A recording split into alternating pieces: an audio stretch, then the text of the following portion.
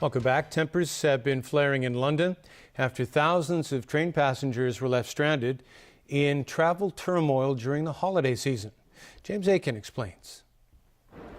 Christmas holiday chaos at King's Cross. I'm being diverted to different, I have to get a taxi now to somewhere else. So far it's cost me £180.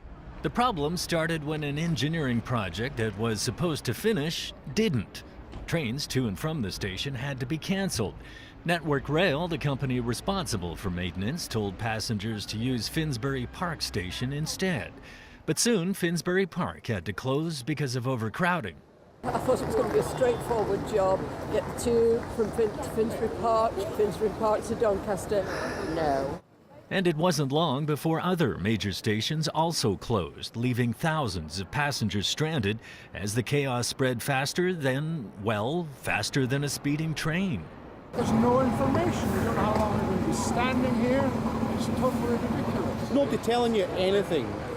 The expansion project being blamed for the disruption is part of a much larger multi-million-dollar Christmas investment program. But company officials admit that actually scheduling it during the Christmas season may have been ill-advised. It is a very difficult balance between trying to run a service and trying to expand the railway. Every year we have this debate about when is the least worst time to do it, and now is the least worst time to do it. We got it badly wrong today. Rail operators have been issuing apologies and ticket refunds, while Network Rail, which operates most of the UK's train infrastructure, has been placed under investigation. Transport officials say most services are expected to return to normal by next week. Well, I can't get upset about it. It's just the way things go, you know. James Aiken, TVB News. U.S. Vice President Joe Biden has told mourners that the shooting deaths of 2 New York police officers in an ambush have touched the soul of an entire nation. Biden was speaking at the funeral of Officer Rafael Ramos. They were a part of New York's finest, and that's not an idle phrase. This is probably the finest police department in the world. The finest police department in the world. They earned that praise. Ramos and his partner, Officer Leung, were killed on December 20th as they sat in their patrol car on a Brooklyn street. New York's police commissioner announced that both officers have been posthumously promoted to first-grade detectives. Many of the thousands of police officers who attended the service turned their backs as New York Mayor Bill de Blasio delivered a eulogy underscoring tensions between the mayor and the police department. Funeral plans for Leo have yet to be announced. The Turkish gunman who shot and wounded John Paul II in 1981 laid white flowers on the saint's tomb in St. Peter's Basilica yesterday.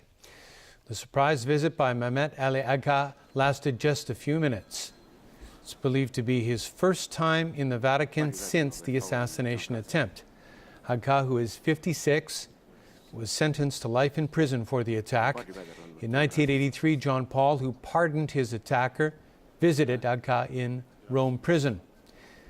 The Pope later intervened to gain his release in 2000. Agha was extradited to Turkey for the 1979 killing of a Turkish journalist. He completed a 10-year sentence there in 2010. Vatican spokesman said there are no legal matters pending against Agha, and in the Vatican, he is free to visit.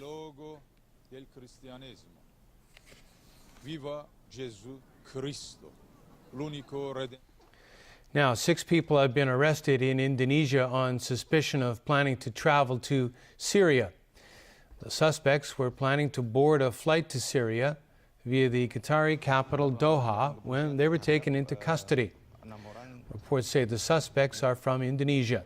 Indonesia's government says some of its citizens have already traveled to Syria and Iraq to fight alongside Islamic extremists. Indonesia has the largest Muslim population in the world.